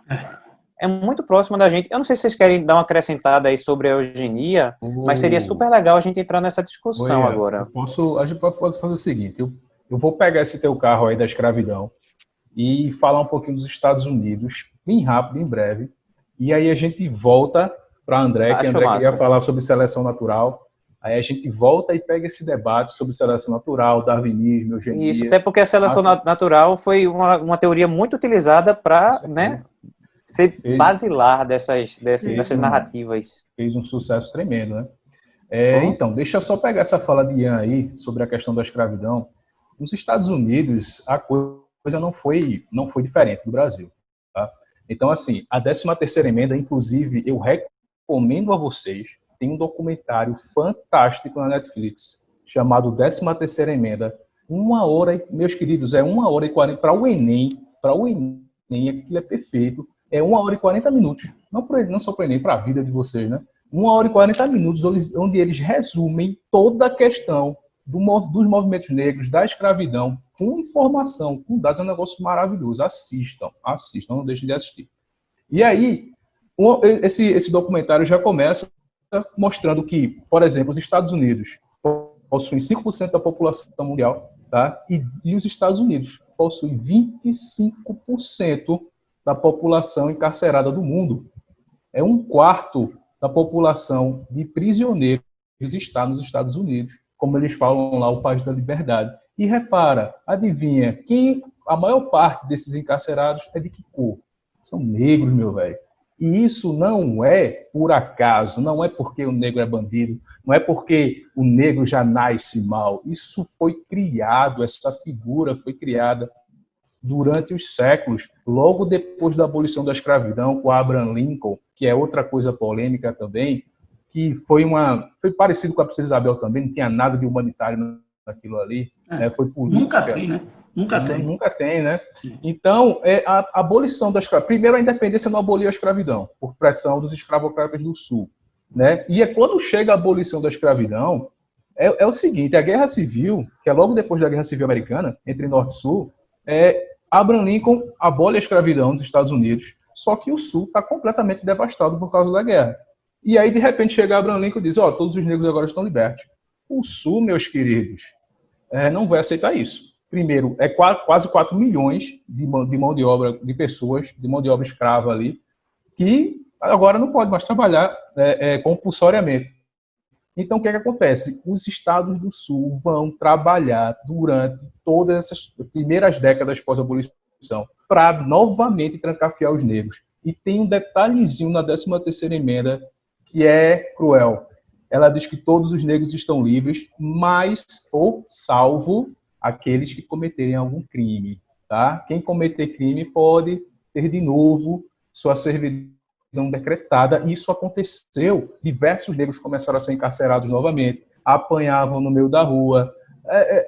Houve cenas de enforcamento, de espancamento, de linchamento. Era um negócio terrível. Em 1865 nasce a Ku Klux Klan, lá no Sul, supremacistas, segregacionistas, violentos, né? Uma galera que lutou também na guerra de Secessão. Então, esse Sul trabalhou para que o negro não tivesse cidadania. Tá? E aí, a 15ª emenda da Constituição, isso vocês veem tudo nesse documentário, a 15ª emenda, ela tira essa questão de preconceito mesmo, das pessoas não poderem se eleger, não poderem votar por causa da cor. Né? E aí alguns negros começaram até a se tornar políticos e tal, só que o Sul pressionou tanto, né, com esses atos violentos também, que lá pelos anos de 1890, mais ou menos, a Suprema Corte Americana decretou as leis chamadas leis de Jim Crow. Por quê? Porque a coisa ainda era muito regional, né? Alguns estados tinham essas leis segregacionistas muito fortes, outros não. Mas aí a pressão levou a Suprema Corte a estabelecer as leis de Jim Crow, ou seja, somos separados, mas iguais. Por quê? Porque havia esse problema da Constituição. A Constituição barrava que o Sul exercesse essa supremacia branca. Então, o que acontece? As leis de Jim Crow, elas são uma forma de legalizar a segregação racial sem ferir a Constituição. Veja a maquinação do mal, velho. E aí, o que acontece? Isso vai acontecer. Surge o apartheid nos Estados Unidos, legitimado pelo Estado.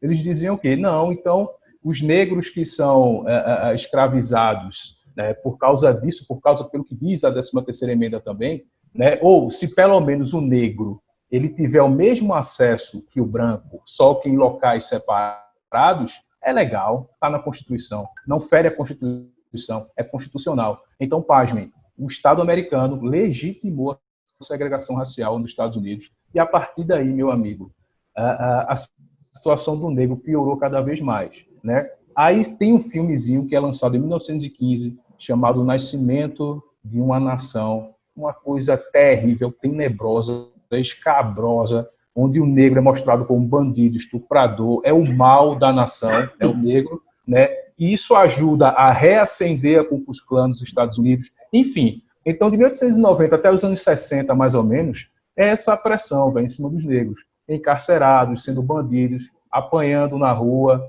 Quer falar, Ian?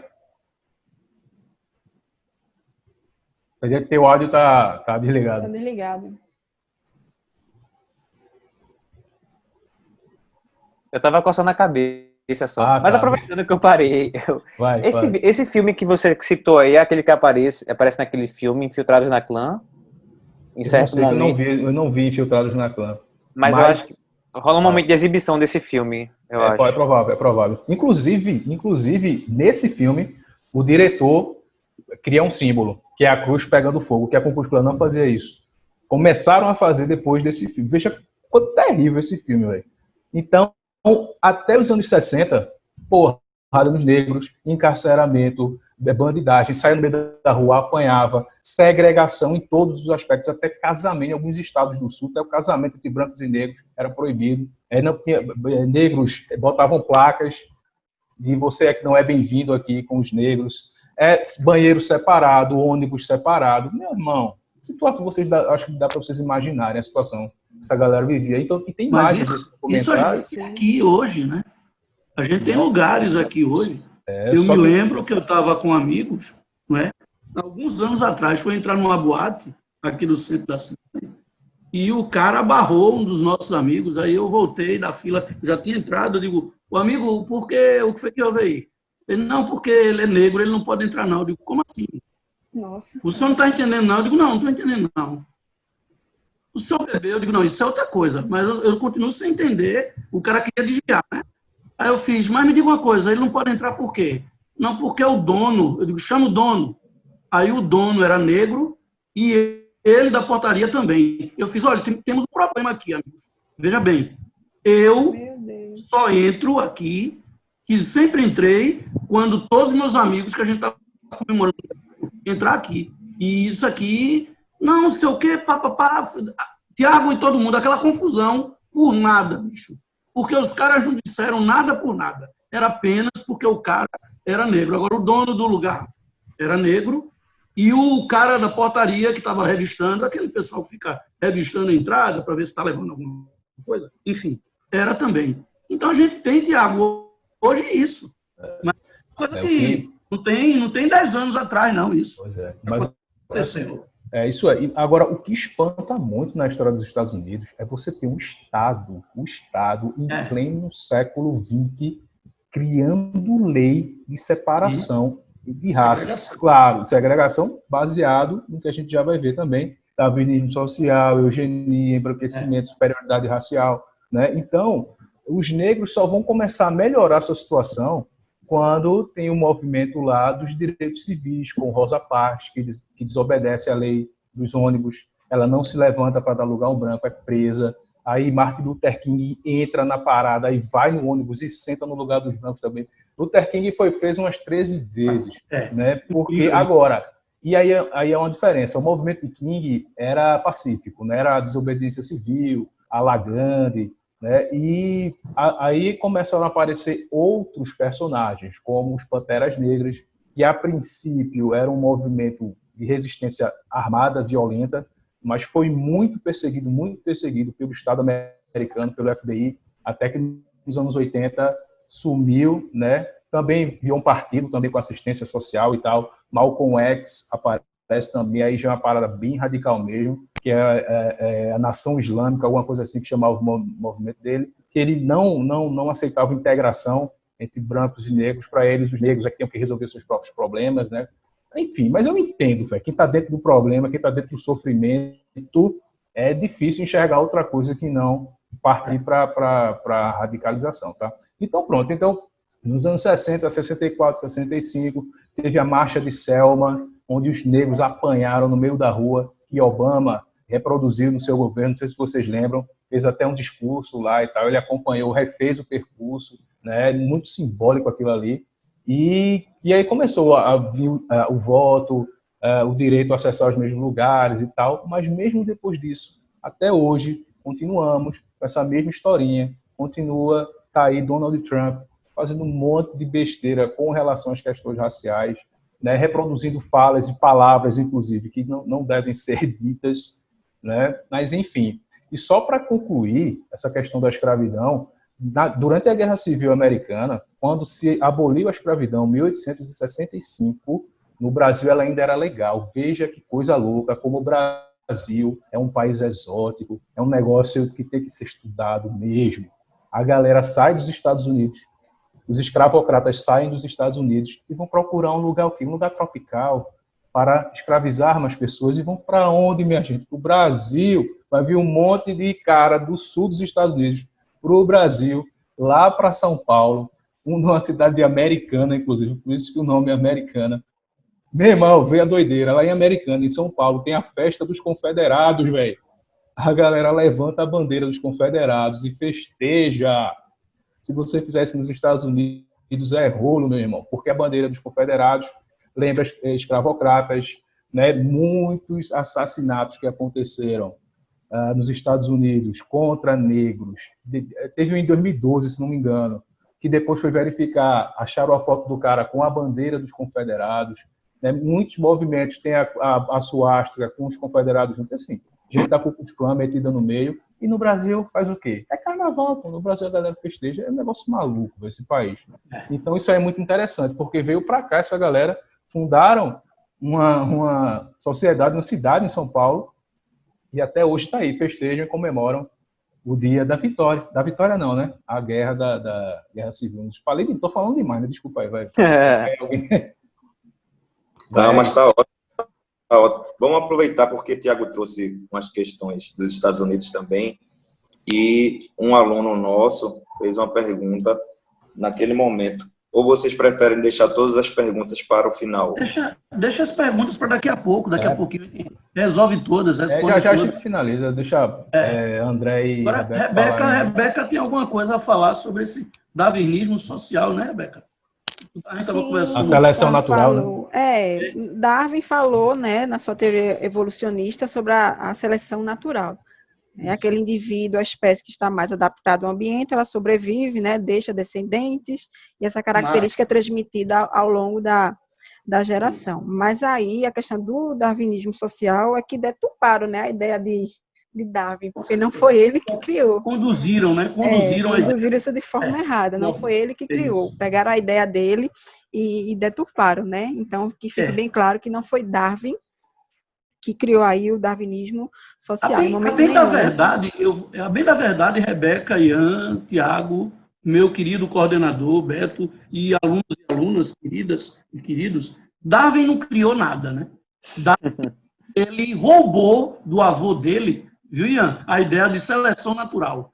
O avô dele, Erasmo Darwin, mas biologia.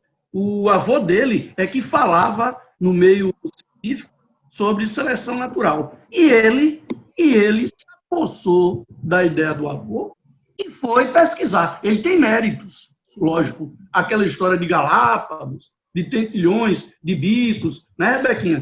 Isso, da viagem que ele fez ao Beagle, né? Bicos diferentes, bicos para cada tipo de grão. Isso existe. Isso a gente vê ainda hoje, não é? A gente vê. Ele tem méritos, mas ele não criou nada. Agora, a grande ideia de Darwin só vem fazer depois que a gente chama de neodarwinismo, né? Porque Darwin sabia que os mais aptos sobreviviam e os menos aptos eram eliminados com o tempo, que se reproduziam menos, mas não sabia como a característica se transmitia. E depois o neodarwinismo, não é, Rebeca? Vai falar que ocorrem, como até hoje, ocorrem as mutações positivas ou negativas vão fazer o ser ou evoluir ou involuir. Evoluir ou involuir. Agora, levando um pouquinho por esse lado que Ian falou, que eu ia comentar, da seleção natural, Rebequinha, o negro, ele é o Homo sapiens, não é? Mais adaptado a viver no planeta. Vê que contradição, a gente tem o racismo querendo suprimir isso, mas a biologia, eu queria dizer aos colegas de história, aos amigos, que nós somos basicamente da mesma área. Não é verdade, Tiago e Ian? Porque nós somos, hein, Rebeca, ciências da natureza, ou seja, história natural. Vocês falam de história de sociedades e nós da história da biologia, porque o termo biologia é um termo que vem de história natural, né? De história natural de Paris, da Inglaterra, de outros lugares, não é verdade? Então, a gente é todo mundo historiador, não é verdade, Tiago? Historiador da vida, historiador vocês das sociedades. Então, a água se encontra. E essa mistura aqui está muito massa. Eu estou muito honrado de participar. Também. Não é verdade, Rebequinha? Então, veja bem, o negro, e isso é uma coisa muito importante, e dentro do que Beto falou, a gente tem que falar mesmo, é o Homo sapiens que tem uma pequena variação gênica que se torna, no final das contas, mais apto do que o branco.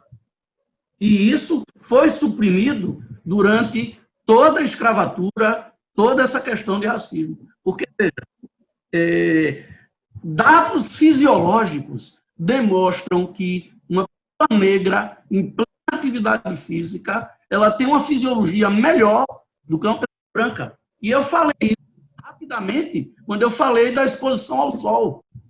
Voltando à melanina, você dificilmente, meu povo aqui do Dourado, a gente terá câncer de pele de maneira. É possível, mas é dito doença rara.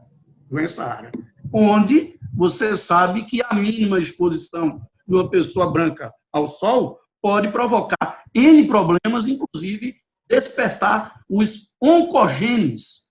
Ô, André, o que são oncogenes? São genes do câncer, que todos nós temos eles mais aflorados, os brancos, e menos aflorados as pessoas de pele mais... Então, você vê na atividade física. Pegar lá os Estados Unidos, que os meninos estavam falando, vamos falar muito popular, quem são os craques da NBA? Negros. Já vem a resposta. Os caras são fenomenais. Fenomenais, não é verdade? Coisa, os corredores, né? Sim, você tem grandes jogadores também, mas veja que o esforço que o branco faz para desenvolver um basquete de alto nível em meninos e meninas é diferente do negro. Não é verdade? Então, o negro... Vários esportes, né, André? Sim. Por exemplo, um esporte extremamente futebol, racista. Corredores, você tem o pessoal lá do Quênia, né? Isso. O tênis. Quem são as melhores jogadoras do mundo? A família Williams, aquelas garotas lá, são fenomenais jogando tênis. Uma força física, uma beleza inconfundível. Né? Agora, temos esportes, sim, extremamente racistas, onde você dificilmente vê um destaque negro. Por exemplo, o tênis, como eu falei, e outro exemplo, a natação. Não é verdade? Não, a natação. Isso. Porém, existe um destaque na biologia, não é verdade, Rebeca? De um negro em relação a um branco. Então, estatisticamente, a fisiologia é mais redondinha. Isso quer dizer, em linguagem cotidiana, a fisiologia negra é mais adaptada às condições ambientais que o planeta oferece. Veja que o envelhecimento, você vê um cara branco de 70 anos e vê um cara negro de 70 anos. Como é que o cara negro parece ter 40. A melanina protege, né? A melanina protege. Então, isso é um fator evolutivo que fica e ficou escondido nessa dominação racista que o mundo tem. Não é verdade, Rebeca? Exatamente. Corretíssimo. Aí veja... Alguém falar ainda? Vai, Ian. Não, mas aí veja como a gente volta para a questão da disputa de narrativas, né? Na verdade, a questão da superioridade racial atendia ao interesse de um grupo, e por isso que ele foi colocado. Porque também é muito louco como várias teorias foram criadas nesse tempo, não só aquelas baseadas no darwinismo social, né? Na verdade, eu acho que a grande maioria delas foram. Vocês colocaram muito bem. Darwin nunca falou, né, da aplicação da superioridade racial ou sobre o evolucionismo aplicado aos seres humanos. Isso foi uma deturpação.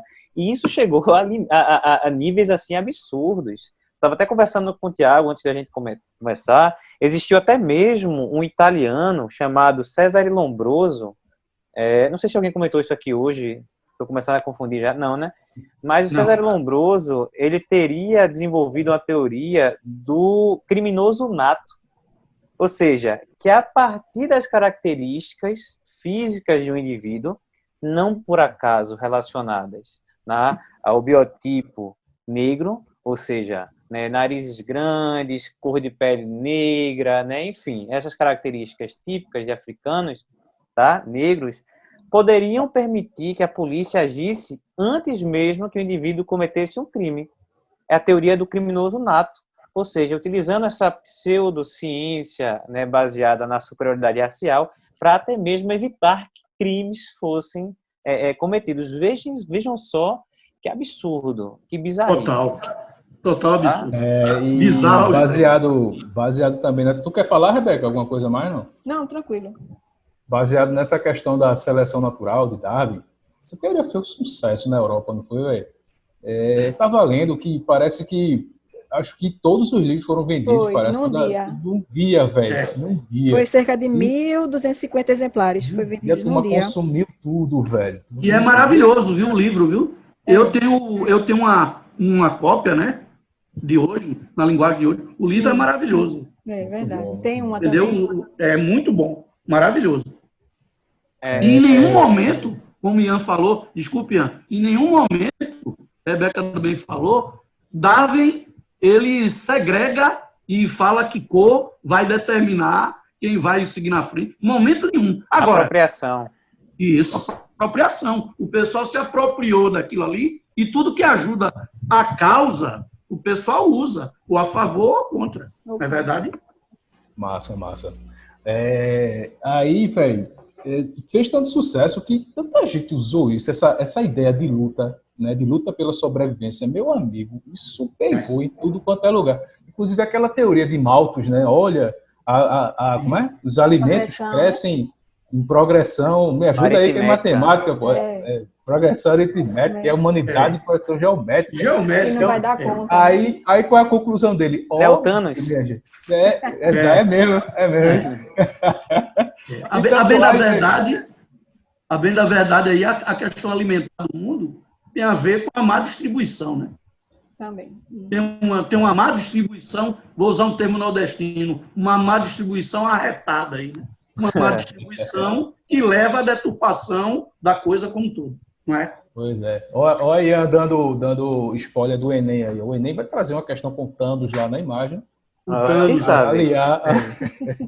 Ou SSA. Essa conversa aqui é Enem total, viu? Essa interdisciplinaridade, história, biologia. Se liga nisso aí. Aí vê. Aí, qual é a conclusão de Malthus?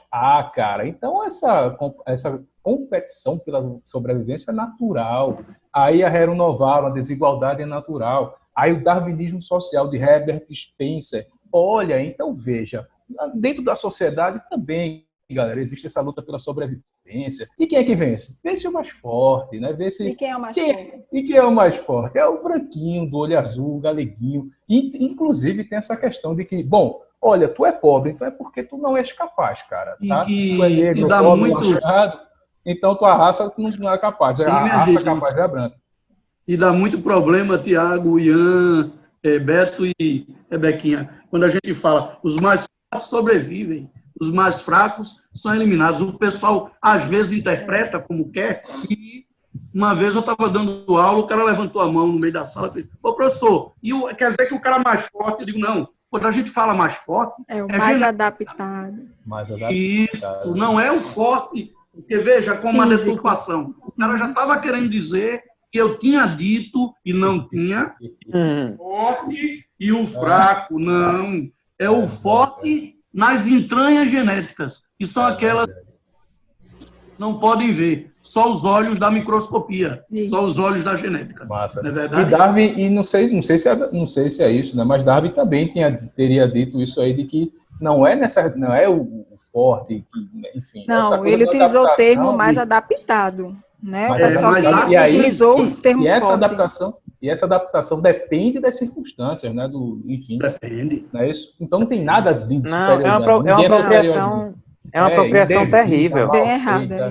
Perversa. Maligna, perversa. Para justificar o... Fala, Ian. Não, pode concluir a frase. Não, para justificar o imperialismo, né? Que estava correndo solto na Europa. A Europa já estava querendo invadir a África, a Ásia, invadindo todo mundo. E aí vamos justificar como eles são inferiores. É o fardo do homem branco, né? O fardo do homem branco, Rudyard Kipling. Vai lá. Perfeito. Não, perfeito. Eu acho muito louco isso, porque é aquela velha história da narrativa para encobrir um interesse, né? A gente sabe que toda essa discussão sobre a superioridade da raça branca foi levada a cabo aí pelas potências imperialistas do século XIX para, na verdade, justificar ações que foram, na verdade, invasões, né?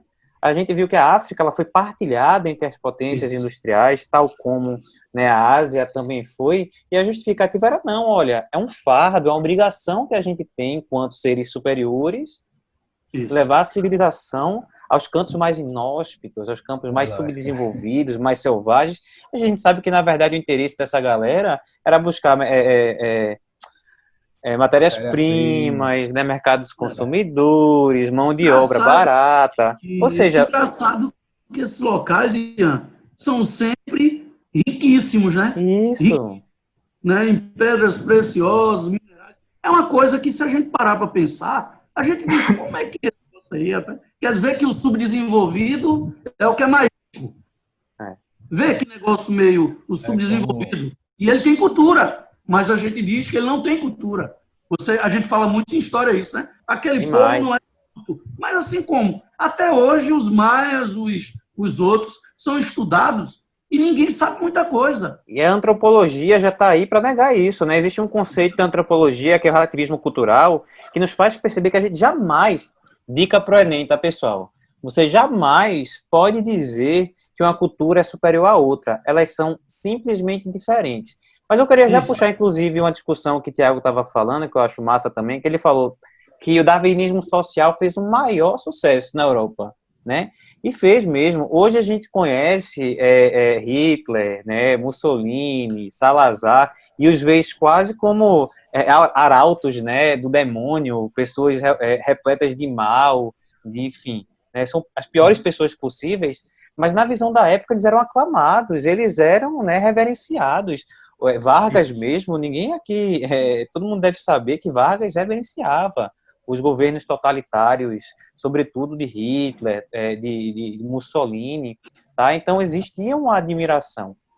Aqui no Brasil, eu trouxe só alguns exemplos para vocês perceberem como, né, essas realidades não são distantes de nós, tá? E que, apesar de serem bizarras, foram reais. Eu trouxe só alguns cientistas que foram influenciados pelo pensamento do darwinismo social para mostrar para vocês qual era o tom da discussão pseudocientífica do Brasil na virada do século XIX para o século XX. Trouxe alguns deles, tá? Tem o Arthur Neiva, tá? Que era um cientista político, né? Que era a favor do embranquecimento brasileiro, tá? Ou seja, ele dizia, a partir do princípio do darwinismo social, que para se tornar o Brasil uma nação mais evoluída, indiscutivelmente era necessário embranquecê-la. E, ó, pessoal, isso inclusive virou política de Estado do Brasil, tá? Isso virou política de Estado no Brasil, tanto na República Velha, como durante o governo de Vargas, e eu vou falar já para vocês por quê. Um cara que eu fico muito assustado com a história dele foi o João Batista Lacerda. Ele era médico do Museu Nacional, médico e diretor do Museu Nacional, e ele certa vez representou o Brasil num congresso que era um show de horrores, é um congresso universal das raças, tá? E ele defendia que a mestiçagem no Brasil, né, a miscigenação era até positiva, porque, segundo ele, com o fim da escravidão e, consequentemente, com o fim da chegada de novas levas de escravos, o que é que aconteceria, consequentemente? Né, que com a união, com o casamento de pessoas brancas e não brancas, naturalmente, em 1, 2 ou até no máximo 3 gerações, a sociedade brasileira iria se embranquecer. Por quê? Porque o gene branco seria superior, né, e assim iria se impor sobre o gene negro. Um absurdo, né? A gente percebe que isso é uma falácia, mas acaba demonstrando essa visão perversa, né, essa vontade, esse desejo de estabelecer uma superioridade racial branca, mesmo que baseado em pseudociências. E vai além também. Por exemplo, a gente tem o Silvio Romero. Quem conhece São Paulo sabe que é o nome de uma das grandes praças, na Praça Silvio Romero, lá em São Paulo. O que, parênteses, vejam quantas pessoas que são reverenciadas até hoje, na verdade, foram extremamente racistas. Então a gente tem que também falar um pouco sobre nossos heróis nacionais, é algo importantíssimo ao longo das nossas aulas. Mas ele, que foi um dos fundadores da Academia Brasileira das Letras, dizia o seguinte: não, pessoal, não precisa dessa história de unir, de cruzar as raças para embranquecer, não. Pela seleção natural, a gente sabe que naturalmente os negros vão morrer, tá? E, pessoal, eu não estou dizendo isso como algo escondido, né? Darwin deve estar se remexendo no túmulo. Pois é. Ou seja, não eram discussões que aconteciam de miudinho, não, as escondidas, não. Pelo contrário, a gente sabe aqui no Brasil que em 1929 aconteceu o primeiro congresso eugenista do Brasil na Faculdade de Medicina do Rio de Janeiro, que defendia, né, uma ideia que era uma espécie de consciência eugênica. Ou seja, conscientizar, e isso foi adotado pelo governo Vargas, tá? A Constituição de 1934 tinha um dispositivo que estimulava a educação eugenista, ou seja, conscientizar as pessoas brancas para não se relacionarem com pessoas negras, porque isso tornaria a nação brasileira menos evoluída. Vocês têm noção, pessoal, como isso é de um passado muito recente, como isso era institucionalizado, como isso fazia parte do discurso oficial da ciência e da política brasileira. Então, eu poderia citar muitos outros, né? O próprio Euclides da Cunha, dos Sertões, falava que a mestiçagem era gerava naturalmente pessoas delinquentes, né? Ou até mesmo o Raimundo Nina Rodrigues, aqui no Brasil, escrevia baseado no César Lombroso, que dizia não, que o negro ele é naturalmente criminoso, baseado na ideia do criminoso nato. Então, veja, é uma amálgama, né? Uma união de discursos, de narrativas que eram tidas como oficiais até menos de 100 anos atrás. Poxa, então como é que a gente vai olhar para a nossa sociedade hoje e achar que ela simplesmente se livrou do racismo? Gilberto Freire tem uma grande contribuição, eu não vou negar essa contribuição de Gilberto Freire, porque ele chegou e falou que não, a mestiçagem era uma coisa boa, a miscigenação era uma coisa boa no Brasil, tá? E isso foi interessante para romper com visões, né, na década de 30, eugenistas, né, ou com visões de simplesmente superioridade racial. Não, ele entendia que o valor do Brasil era o fato dele ser misturado. O grande problema de Gilberto Freire, e isso é terrível, é o fato que ele romantizou essa miscigenação, tornando assim histórias de violações, de estupros, de violências em doces relações, né, entre negros e brancos, quando na verdade isso acaba escondendo uma história de violência. Enfim, pessoal, eu estou vendo aqui que o horário está terminando já, tá deliciosa a conversa, eu queria passar mais uma hora conversando com vocês. Com certeza. Deixa só. Mas é isso que eu ia falar, Tiago. Eu queria que o pessoal finalizasse, desse as últimas palavras. Vou só complementar com duas coisas. Tem uma pergunta, né? Teve um outro. Isso. Para não esquecer, rapidinho, Gabriel. Sim. Sim. 5 minutinhos. Tranquilo. Tem um eugenista muito famoso chamado Arthur de Gobineau. Esse cara era um francês que ele veio para o Brasil e ele tinha umas sacadas estranhas, né? Olha, ele dizia que o Brasil era um país cheio de macacos.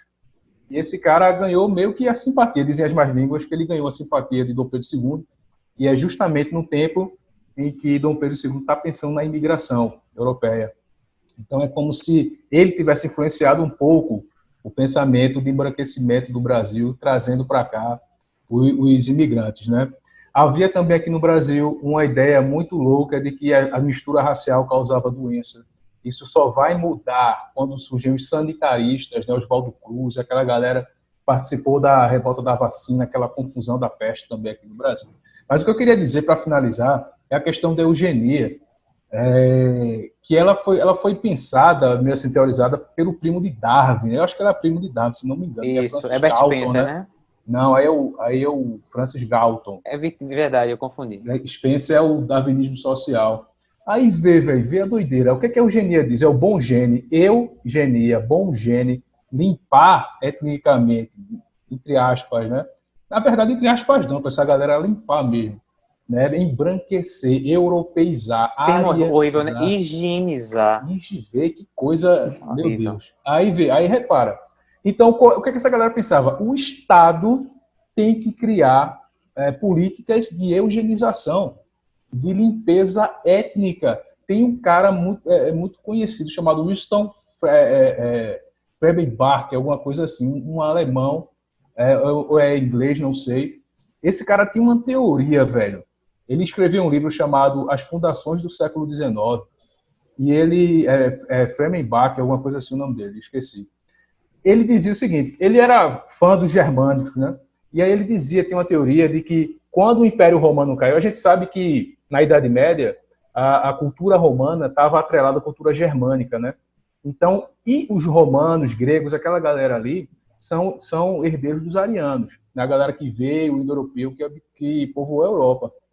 Aí ele dizia o seguinte, então, quando o Império Romano cai, os germanos, os povos bárbaros, né, que são os alemães hoje, teriam, eles é que carregavam essa cultura ariana, né, eram eles a grande raça superior que ainda levava essa cultura ariana pelo mundo. E aí, velho, tinha um cara que adorava ler esse livro, tinha um cara que tinha esse livro na cabeceira da sua cama, chamado Adolfinho, né? Adolfinho Hitler, esse cara bastante. A joinha. E é aí que ele legitimou toda a ideia dele de superioridade ariana, limpeza étnica, eugenia, antissemitismo, racismo, a desgraça toda ele fez lá, baseado nessas ideias eugênicas. Vejam como o século... E Tanto tudo, que depois ele escreveu o próprio livro, né? Pois é, ele escreveu Mein Kampf, né? Perfeito, Caio. E, velho, vejam, tudo legitimado pela ciência, infelizmente, né? Pronto, é isso. Eu encerro por aqui, que o horário já está adiantado. Quem quiser falar, fica à vontade. Tem perguntas, né, Rebeca? Ian tem perguntas aí, né? Perguntas, né? Teve a pergunta de Quem era que queria Gabriel. fazer a pergunta? Ele deixou aqui no bate-papo. Vai, Gabriel, quer fala abrir aí. o áudio para tu falar? Ele tá aí? Pode ser. Pronto, fala, Gabriel. Fala aí, danado. Olha só, eu só queria saber se nessa época citada na Europa, mais ou menos século XVI até XVIII, onde o racismo era prevalente, eu quero saber o que seria a pessoa mais bem tratada na sociedade? Um negro rico ou um branco pobre? Não, acho que não tinha negro. Eu acho que nem tinha existia negro rico. Mas se tivesse, Eu acho que seria o negro, porque tá com dinheiro, não? Eu queria fazer uma citação. Para responder isso. Talvez até o pessoal de biologia saiba mais do que eu, mas um viajante, né, que esteve aqui no Brasil, na América, na verdade, de maneira geral, não sei se no século XVI, aí vai me fugir a memória agora, mas um cara chamado Alexander von Humboldt, tá? Ele esteve por aqui na América e ele fez uma certa citação ao analisar a sociedade na América que pode responder essa tua pergunta. Ele disse certa vez que na América todo branco é cavaleiro, né? Na América todo branco é cavaleiro. Só para gastar um pouquinho aqui o meu espanhol. O que é que isso significa? Independente da condição social, independente, né, das posses, das riquezas que o indivíduo pudesse ter, tá? Sendo um branco pobre ou sendo um branco rico, o próprio fato dele ser um branco já o tornava numa condição de cavaleiro, que não é no sentido de cavaleiro de cavalgar, mas cavaleiro no sentido de nobreza, de ser nobre. Então a questão étnica, racial, vamos dizer assim, apesar de estar equivocado, né? Vamos dizer dessa forma, mas étnico, já distanciava tanto o indivíduo ao outro que não se comparava, tá? Que não se comparava. Claro que, tipo, é uma discussão meio vaga, primeiro porque você está falando em uma questão contrafactual, né? Ela não aconteceu, ela não existe, ou ela praticamente não existe. E assim, é meio relativo porque a gente sabe que existem muitas exceções na história, então a gente teria que se debruçar sobre uma pesquisa para dizer se existiu ou quantos existiram, ou se essa questão é relevante de negros ricos na Europa, tá? Por exemplo. Mas eu acho que a gente tem que analisar isso por partes também, tá? É que nem a gente perguntar, por exemplo, quer dizer que um homossexual negro vai sofrer mais ou menos do que um homossexual branco, uma mulher branca vai sofrer mais do que uma mulher negra. Eu acho que existem várias gradações de preconceitos e a gente tem que analisar eles separadamente. Claro que conjuntamente eles vão acabar ressoando ainda mais, né, sendo ainda mais fortes, tá? Mas eu acho que a questão racial, sobretudo nesse período que você está querendo retratar, ela pulsa mais. Principalmente se a referência for a Europa, como você está colocando aí, tá? Principalmente se for a Europa, por ser a Europa ocidental, branca, né? Então é claro que a questão étnica ela vai pesar muito, tá? Eu concordo com o Ian. Por exemplo, aqui no Brasil, você tinha um fenômeno de você tinha negros que eram senhores escravos, tá? Isso é uma coisa. Outra coisa é você achar que havia uma família de senhores negros. Se você pegar quais são as famílias tradicionais do Brasil, quais são as negras, sabe? Então, assim, apesar de haver casos, a gente também não pode generalizar o específico, né? Mas apesar de haver casos de negros que enriqueceram, né? Chica da Silva foi uma delas, né? Apesar casos aqui, casos ali, apesar de haver uma quantidade considerável de senhores de escravos negros, mas a história não confirma que essa galera, por isso, se colocou na sociedade. Continuou marginalizado, mesmo sendo rico, não produziu uma linhagem nobre, né? Mesmo tendo riqueza, mesmo sendo dono de escravo, não produziu linhagem nobre, né? E isso ficou a cargo dos brancos, europeus, colonizadores. Então é muito interessante a gente ter cuidado quando a gente pega casos particulares, né? Uma coisa aconteceu aqui, outra aconteceu ali. A gente não pode generalizar coisas que são situacionais e específicas, tá? Então, se a gente observar a história, o processo histórico, como Ian falou, na longa duração, não há possibilidade da gente achar que porque é negro e porque é rico, vai ter alguma possibilidade de se igualar aos brancos, né? A história está aí para confirmar isso. Pronto, pode seguir. Tem mais perguntas? Teve um probleminha com o celular aqui, precisei entrar pelo computador. Mas eu vi que vocês estavam respondendo a pergunta. Aproveitar para deixar aí o espaço para que os alunos e familiares estão presentes, querem fazer mais alguma pergunta.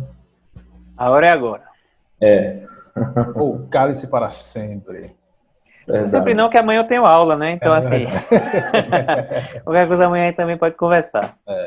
Fique à vontade aí, galera. Quem quiser perguntar, levanta a mãozinha.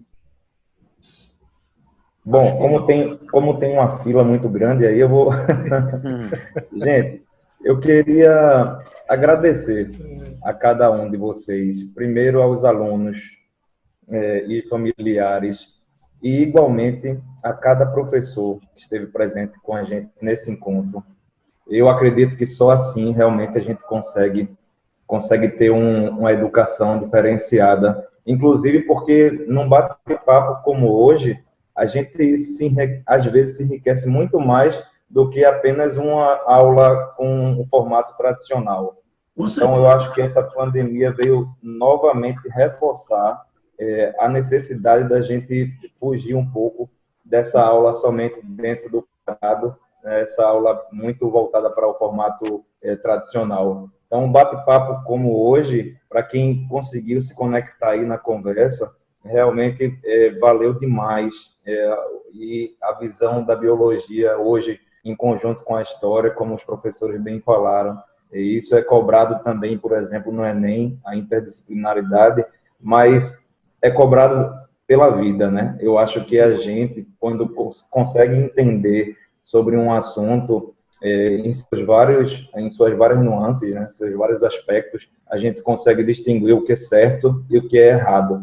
E a gente aqui, como educador, como formador de opinião, a gente tem esse papel, e o Colégio Dourado está abrindo esse espaço e não quer parar, a gente quer dar continuidade a um projeto como esse. Por isso que eu agradeço de verdade a cada professor aqui, Rebeca, André, Tiago e Ian, de coração, vocês detonaram, e como eu dizia no início, não importa a quantidade de pessoas, se a gente conseguiu tocar alguns aqui, lógico que a gente está querendo que mais pessoas participem. Quando a gente voltar, por exemplo, às nossas aulas presenciais, vamos dar continuidade aí ao projeto, pensar em coisas diferenciadas. E ao aluno e aluna que esteve aqui até esse momento, brigadão também, um beijo grande no coração. Ontem eu estava participando de uma live e eu participo muito do psicologia, tecnologia, e uma das conversas de ontem sobre Jung, Carl Jung, não sei se vocês conhecem, ele tem uma frase muito bonita que diz o seguinte: quem olha para fora sonha, quem olha para dentro desperta. Às vezes esse olhar para dentro demora um pouco e é muito difícil e é muito sofrido a gente olhar para dentro, porque a gente encontra muitas situações difíceis e a gente precisa vencer, como diz a história, os nossos próprios monstros, né? Mas quando a gente olha para dentro, é que a gente consegue perceber que, de fato, a gente é igual. Não existe essa diferença. A gente precisa se afinar e se relacionar com todos de forma igual mesmo. Igual nesse sentido, igual na humanidade. Somos pessoas diferentes, mas, enquanto humanos,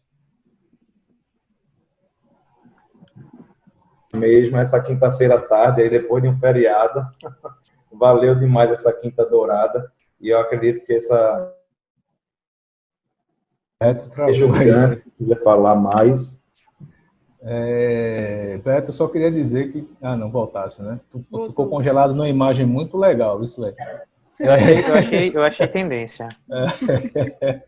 Eu só queria dizer, agradecer, né, velho? Agradecer também a galera que veio, que participou, que está aí assistindo a gente. E, completando essa fala de Beto, a gente precisa sair dessa visão quadrada de que sala de aula é 4 paredes e sentado na cadeira, tá? Sala de aula é em todo lugar. Sala de aula é aqui é uma sala de aula. Você conversando com seu amigo é uma sala de aula. Você estudando sozinho é uma sala de aula. A educação se dá em todos os lugares. Né? O que importa é sempre a sua vontade de conhecer, certo? Então vamos parar com essa coisa de que só tem aula quando está dentro da sala. Isso não existe. A aula está em todo canto, conhecimento está por aí em todo lugar, ainda mais no tempo que a gente vive, né? Conhecimento transborda aí por todos os lugares. Aproveitem. E é isso. Obrigado. Valeu. Valeu. E aí? Agradecer, né? Agradecer a Rebeca, a Ian, a Tiago, ao nosso coordenador, aos alunos e alunas que estiveram aqui. Eu acho que o bate-papo foi bem legalzinho e deu para a gente, né, pensar em alguma coisa, pelo menos pensar em alguma coisa. Agradeço o convite, meu amigo Beto, ao colégio, né? E estamos aqui para tudo. Estamos aqui para tudo. Isso mesmo. Obrigado, agradeço o convite, a participação de todas. Que honra, ó, a primeira vez trabalhando aqui com o André, né? Super feliz, e com os meninos também, Ian, Tiago e Ben, né? Foi muito bom mesmo. Agradeço a todos os alunos que puderam comparecer e ficar aqui até o final. Valeu mesmo. Coisa boa. Obrigadão.